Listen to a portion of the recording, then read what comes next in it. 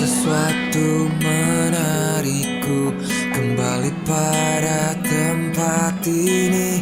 Mungkin keramahannya, entah cantik parasnya, menjejaki trotoar Braga, melihat pelukis jalanan menggoreskan cerita tentang canda dan tawa. Bermain aku di taman kota, menikmati.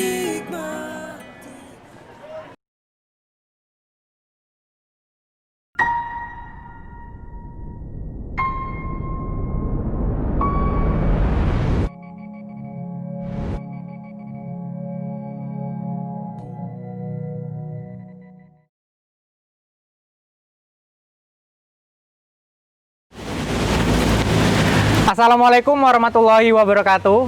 Salam sejahtera bagi kita semua. Salam, Om Swastiastu, Namo Buddhaya, salam kebajikan. Halo semuanya, halo teman-teman. Gimana nih kabarnya di rumah? Semoga selalu sehat ya. Oke, sebelumnya kenalin, nama aku Faisal Abdillah. Pada kesempatan kali ini, kita akan berbincang-bincang mengenai tentang permasalahan yang sedang kita hadapi saat ini. Dan pada podcast kali ini, kita mengangkat subtema ekonomi dengan judul Ekonomi di Masa Pandemi. Pada saat video ini dibuat, sudah lebih dari 3.900 orang terjangkit virus COVID-19 di Indonesia. Dan pada podcast kali ini, aku tidak hanya sendirian, aku sudah ditemani oleh dua rekanku yang lainnya, yang sudah siap untuk berbincang-bincang pada kesempatan kali ini. Dan di sebelahku sudah ada... Halo semuanya, namaku Nur Alia Rahma. Dan di sebelahnya lagi sudah ada... Dan saya Yaskiel di Octavianiko. Oke, gimana nih kabar kalian berdua? Baik ya? Alhamdulillah baik. Oke, kita pada kesempatan kali ini akan berbincang-bincang mengenai tentang ekonomi di masa pandemi gitu. Nah, berbicara tentang pandemi, gimana sih pendapat kalian ataupun sudut pandang kalian mengenai tentang pandemi di Indonesia ini? Kalau menurut aku pandemi di Indonesia ini awal mula masuknya pandemi nih, masyarakatnya atau pemerintahannya kurang cepat menanggapi gitu kurang ya? transparan buat beredarnya informasi-informasi. Kemudian beda sama Korea Selatan yang langsung menutup akses transportasi, terus langsung tracing secara detail.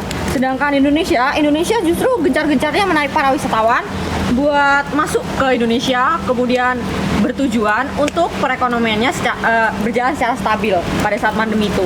Terus kemudian kurangnya kooperatif sih, masyarakatnya juga kurang kooperatif menurut aku. Berarti pemerintahnya cukup lamban gitu ya? Iya. Nah, gimana kalau pendapat Yaskil? Kalau pendapatku sih hampir sama dengan Kak Aliu. Tapi jika berbicara tentang pandemi saat ini, kalau pandemi saat ini bisa dikatakan sudah mulai membaik karena kita sudah sering melihat di berbagai sudut tempat cuci tangan. Iya, dan betul kita sekali. jika keluar rumah kita juga sering melihat, bukan sering, selalu kita melihat orang memakai masker. Dan Sudah mulai sadar lah. Iya, sudah mulai sadar, sudah mulai memahami apa itu corona. Dan sih juga tidak sering sih kita melihat orang yang tidak menggunakan masker iya, gitu ya? Nggak patuh. Iya, masih belum Sadar gitu, belum sadar. peraturan. Oke, mungkin kita langsung aja berbicara mengenai tentang ekonomi di masa-masa seperti ini gitu ya. Kalian pernah nggak sih mendengar tentang pemberitaan di media massa ataupun media elektronik yang mengatakan beberapa pemimpin negara itu yang mengatakan bahwa statementnya ekonomi bisa menaik, tapi kesehatan itu tidak bisa gitu. Ataupun ekonomi bisa meningkat tetapi kesehatan tidak. Nah, namun di sisi lain pemimpin kita sendiri ya mengatakan bahwa ekonomi dan juga kesehatan itu harus berjalan secara beriringan gitu. Nah, bagaimana sih pendapat kamu, Alia, mengenai tentang statement pemimpin itu? Kalau menurut aku statement tersebut sih bagus sih. Karena ekonomi penting, kesehatan juga penting. Bagaimana sih kalau seumpama rakyatnya sehat, tapi dia nggak punya biaya nih untuk bertahan hidup.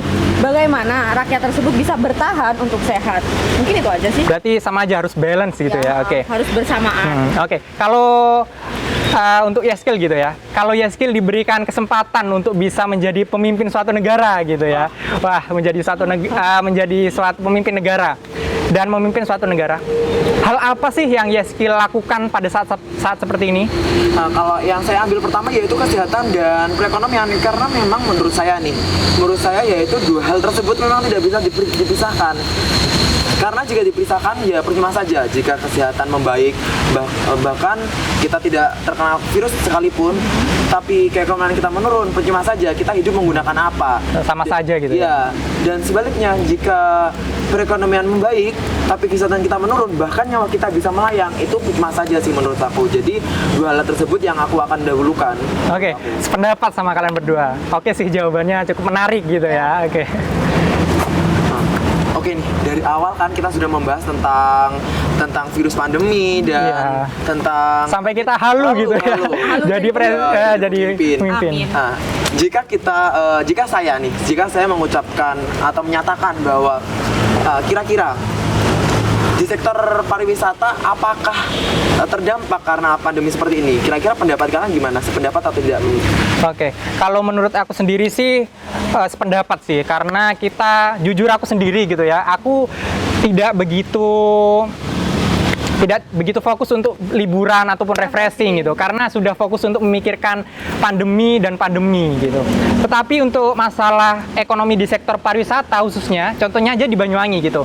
Banyuwangi di sektor pariwisatanya, aku mendengar berita di beberapa media televisi gitu bahwa pariwisata di Banyuwangi cukup menurun daripada tahun-tahun sebelumnya, karena ya mungkin itu kembali lagi gitu ya, kembali lagi di dampak dari pandemi, karena banyak masyarakat yang tidak meluangkan waktunya untuk refreshing. Karena sejujurnya pada saat seperti ini kita sebenarnya harus meluangkan waktu kita untuk refreshing agar tidak terlalu fokus dan agar bisa bangkit. Nah, agar bisa bangkit gitu. Tapi di sisi lain kita harus menjaga kesehatan kita gitu. Jadi aku sependapat sih sama pendapat itu.